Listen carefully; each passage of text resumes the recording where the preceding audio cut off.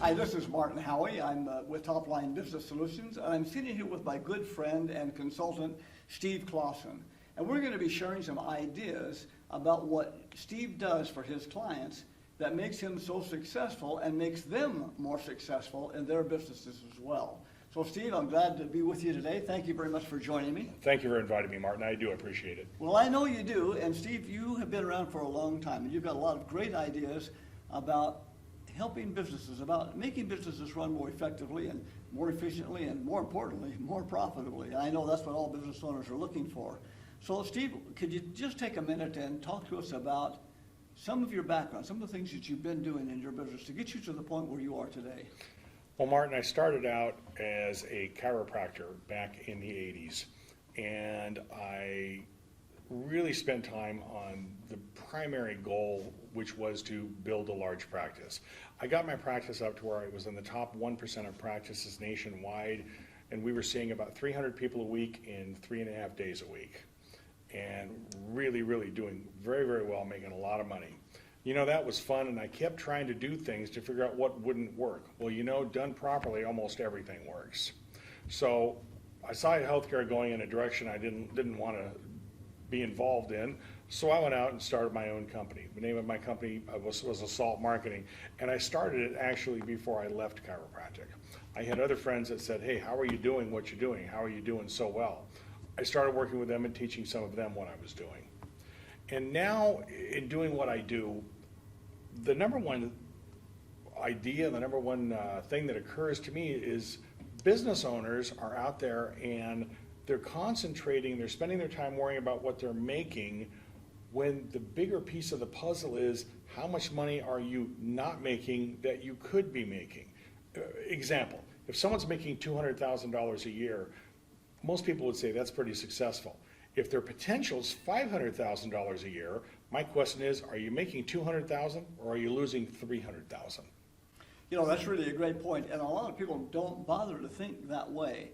And sometimes it takes just somebody else coming in and looking at their business and giving them a new idea about approaching this a little bit backwards, like what you just did. So many times we think about how much we have and not what we're losing. I think that's a great point. And so what's a typical response when you say that to someone? Well, the first response is it's not anything that they've ever even thought about. They're working so hard to get to the 200, they're taking the other things off the table that are going to get them to 500. That's where the magic in their business lies. That's where the logarithmic effects can happen. That's where they can start splitting their business up and generating new products and new services that are going to get them to the 500, but all they can concentrate on is keeping the wolves from the door, which clearly is important, as we've seen in this economy. But the only thing that's going to pay off to people long term is the concept of being wealthy and being able to live by your own terms. And if you're negotiating from a position of strength, you do better than if you're functioning from a position of weakness. Okay, I understand that, and makes a lot of sense, but one of the things I guess I'm really concerned about, and we hear the term consultant thrown around a lot, we see people out there who are trying to be consultants, and so much of what we see them do isn't very effective. And in fact, it's pretty shameful in many cases because they're just not delivering value. So what kind of value generally could you add to a business? Before I ask that, let me just ask this question. Typically, what kinds of challenges you see that are most common with most businesses, and then how do you add value to help them overcome those kinds of challenges? With most businesses, the first question that I ask when I start with them is, if you get a new customer, how much money is that customer going to be worth over the coming year? Seldom, if ever, can I get an answer from that. They don't know how much money the customer is worth for the year. They don't know how long the customer is going to be with them, so they don't have a clue about that. Other than what is frequently said is, oh, they never leave. Well, people leave. No matter who you are, people leave. And the third question I ask is, how much money can you reasonably afford to spend to get a customer? They can't answer any one of those three questions. Marketing is essentially math. If I can answer those three questions, I can figure out how to get you from point A to point B, provided you do an adequate job. It doesn't have to be perfect, but it does have to be adequate, and you've got to have a group of raving fans that are willing to do the things that you ask them to do, such as refer and come and give you repeat business like they should be doing, provided you're doing a good job. Okay. All right. So this group of raving fans, is this something you help your clients achieve? Absolutely. And so what are just a couple of ideas that you might be able to give our listeners about some things that you would do to help a business generate that base of raving fans? I've got a customer in Chicago, he's an auto repair company. Everyone around him was offering 6-month warranties on all their repairs. We had him do two things proved to be remarkably effective, and people looked at him like he was out of his mind. The first one is take the warranty from 6 months and make it 24 months. The second aspect of the warranty is if you're not happy with your repair in the first 9 days, we'll repair it again for free. If you're not happy at 20 days, we'll buy your car. Now, wait a minute. Let's take each one of these because you've really said something. Let's talk about this first part of the guarantee. Okay. All right? Tell me a little bit more about that. How in the world can you take something from, was it 6 months to Yes. 24 months? How can you do that and have a company still be profitable? Well, if you're repairing it and you repaired it right, it ought to last more than 6 months. It ought to last at least a year. In most repairs, if you think back of your own car, if it was repaired properly, it lasted. You Okay. didn't have to do it again. You're not going to put 2 alternators in a year, and if you did, probably one of them's effective. And the secondary aspect of that is they're starting with a 2-year warranty with you. They're going to bring everything to you. All right, now let's take another look at that. Okay. What you're guaranteeing, really, if you're doing this right, is the labor. Because the part probably comes with a manufacturer's warranty, right? So you don't really worry about that. So all you're really guaranteeing on your own, out of your own pocket, is the labor to do the work. Exactly, and by guaranteeing that and putting a cage around that customer, they're not gonna leave me. They're gonna bring me other things where I'm making money on other areas of labor. Perfect, perfect. The second part of the guarantee, how do you pull that off? It's really simple. You can sell anything at an auto auction. So the first one is, I'll repair it again for free. Well, no one's ever gonna ask. If it was repaired once, they're gonna be happy with it, unless it's a squeak or a rattle. And we can be smart enough going in, if we're dealing with a 1958 Rambler that's got rusted out fenders, we're probably not gonna offer the warranty, we're probably just going to exclude that going in.